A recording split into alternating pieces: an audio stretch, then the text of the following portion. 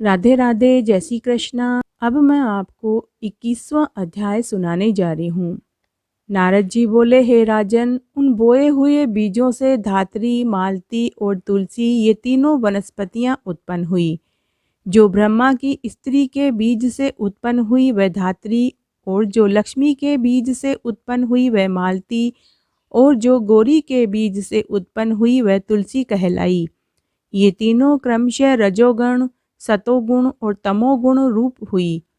हे राजन, स्त्री के रूप में वनस्पति को देखकर वृंदा के रूप में अतिशय विलास युक्त विष्णु शीघ्र ही उठकर खड़े हो गए।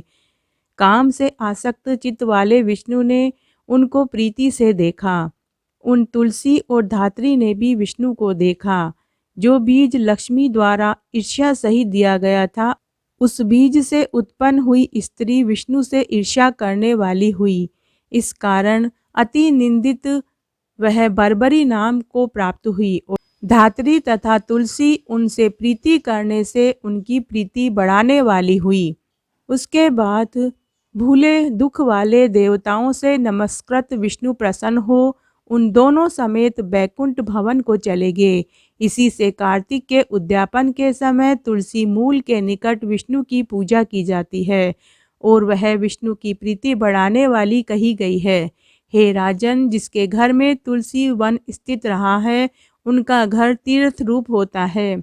उनमें यमदूत नहीं आते। सब पापों को दूर करने वाले और कामना के लिए आने वाले पवित्र तुलसी के वन को जो पुरुष लगाते हैं, वे श्रेष्ठ मनुष्य यमराज का दर्शन नहीं पाते। नर्मदा नदी का दर्शन, गंगा जी का स्नान, तुलसी के वन का सत्संग, ये तीनों समान पुण्य वाले कहे गए हैं। तुलसी लगाने वाले, पालने वाले, सींचने वाले और दर्शन करने वाले मनुष्य धन्य होते हैं।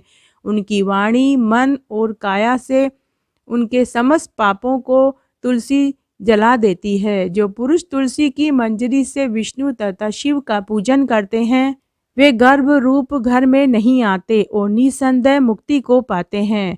पुष्कर आदि तीर्थ, गंगा आदि नदी और वासुदेव आदि देवता तुलसी दल में वास करते हैं। तुलसी के मूल की मृतिका जिसके अंग में लगी रहती है, ऐसे पुरुष के सैकड़ों पापों से युक्त होने पर भी यमराज देखने को समर्थ नहीं होते हैं। हे राजन, वह विष्णु के समीप प्राप्त होता है, यह बात सत्य है। जो लोग तुलसी काष्ठ का चंदन धारण करते हैं, उनकी देह को पाप स्पर्श नहीं कर सकता। हे राजन, जहाँ जहाँ तुलसी की छाया होती है, वहाँ वहाँ श्राद्ध करना चाहिए, क्योंकि वहाँ पितरों को दिया हुआ श्राद्ध अवश्य लगता है। हे राजन, आंवले की छाया में जो पिंडदान करते हैं, तो नरक में स्थित उनके पितर तृप्त होते हैं। हे राजाओं में उत्तम, मस्तक में, हाथ में, मुख में और देह में जो पुरुष आंवले का फल धारण करते हैं, वह साक्षात विष्णु रूप होते हैं। आंवले का फल, तुलसी और द्वारका की मृतिका, ये जिसकी देह में नित्य स्थित रहते हैं, वह पुरुष जीवन उन्मुक्त कहा जाता है। आंवले के फलों और तुलसी के दलों से मिले हुए जल से जो मनुष्य स्नान करता है, उसे गंगा स्नान का फल मिलता है। जो मनुष्य आंवले के पत्तों या फलों से देवताओं का पूजन करता है, वह सुवर्ण, मणि और मोतियों के समूह के लिए पूजन के फल को प्राप्त होते हैं। तीर्थ मुनीश्वर देवता कार्तिक में तुला राशि के सूर्य होने के समय सदा धात्री के आश्रय में स्थित होते हैं। जो मनुष्य द्वादशी को तुलसी दल और कार्तिक में धात्री पत्र का छेदन करते हैं, वे अति निंदिक नरक को प्राप्त होते हैं। जो कार्तिक के महीने में आंवले के वृक्ष के नीचे बैठकर अन्न का भोजन करते हैं, उनका अन्न के सत्संग से उत्पन्न 1 वर्ष पर्यंत का पाप नाश हो जाता है। जो कार्तिक के महीने में आंवले के वृक्ष के पूजन करते हैं, उनके सब क्षेत्रों में विष्णु के पूजन का फल प्राप्त होता है।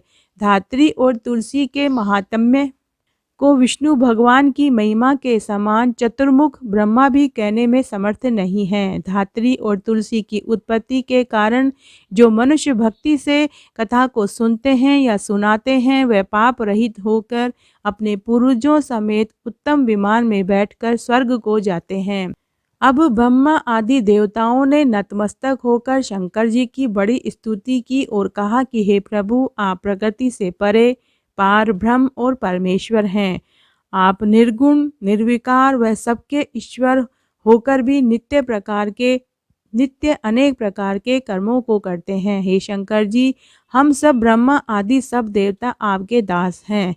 हे देवेश, हे शिव जी, आप प्रसन्न होकर हमारी रक्षा कीजिए। हे नाथ, हम आपकी प्रजा हैं, सदा आपकी शरण में रहते हैं। राजा पृथु से नारद जी ने कहा कि जब इस प्रकार ब्रह्मा आदि सब देवताओं और मुनियों ने शिव जी की अनेक प्रकार से स्तुति की और उनके चरण कमलों का ध्यान किया, तब उसे सुन देवताओं को वर देकर शिव जी वहां से अंतर्ध्यान हो गए।